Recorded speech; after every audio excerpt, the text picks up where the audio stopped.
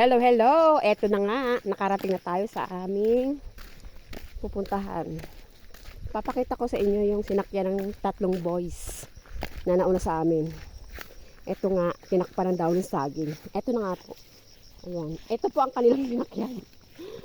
Ayan nga po ang sinakyan ng tatlong boys, tinakpan ng saging. Ayan po ang kanilang motor. Ayan. Dahil gawa nga po nandito na kami at nakarating na. Ito yung sinakyan nila kanina. Tinakpan nila lang daw ng saging. Ayan. Yan. Bagong bago. Euro. Ito nga po ang daanan pababa. Pababa na ito. At nandito na kami. Ayan ang init. Diyos ko po, ayan na. Buti na lang. Nakarating na kami dito sa aming pupuntahan. Ayan. Pababa naman. Whew.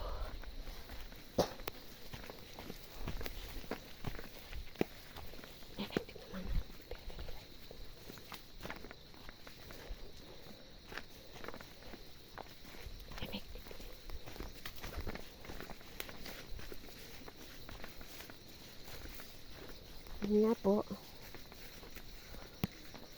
Naglalakad na ako pababa at papunta kami doon sa ginawa nilang kubo. Kubo-kubo na pwedeng pagsisilungan kapag biglang umuulan. Ayan. Siguro gumagawa sila ng ano, tapahan.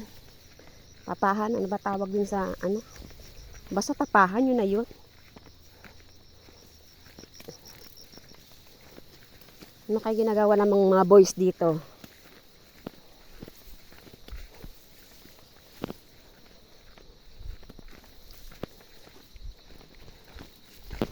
Ayan.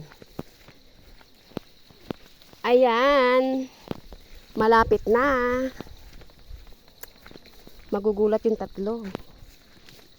Nandito na kami.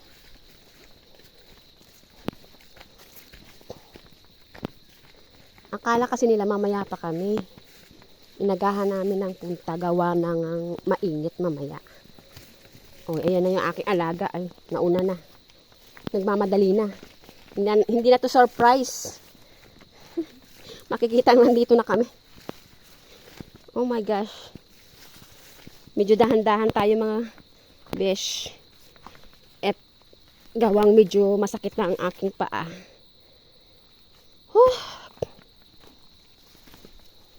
Baka tayo ay madulas. Hello, hello. Hello.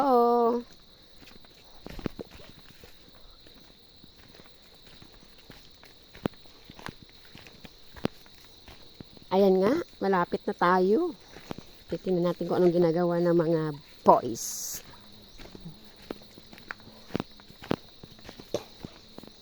Nagtatrabaho kaya? Baka mga nakaupo lang.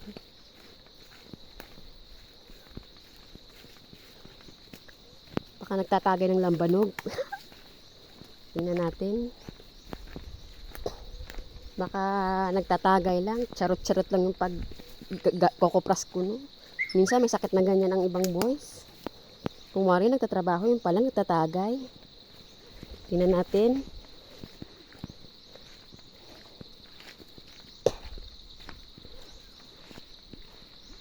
Ayan. Oops, ayan na, malapit na. Ayan. Ito, alam niyo ba yung dahon nito, guys? Itong dahon na to, ayan.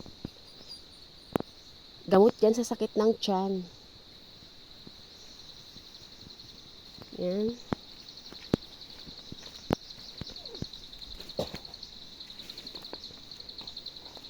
Ay! Okay mo.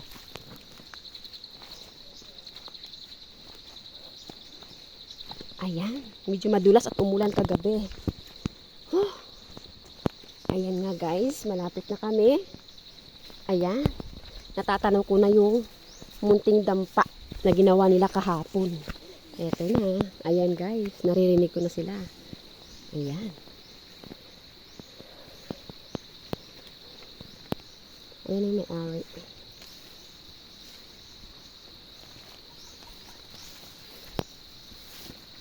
Asan na sila kuya mo?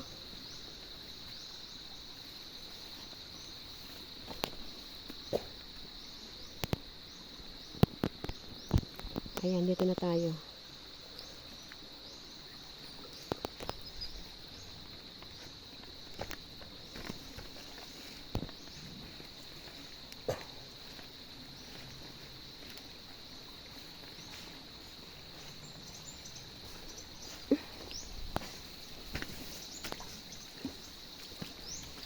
Ayan, ang linaw ng tubig. Oh.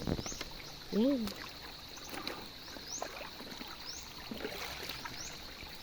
Ayan ang dampa. Ang ginawa nila, ayan. Ayan sila. Pahinga muna kami guys.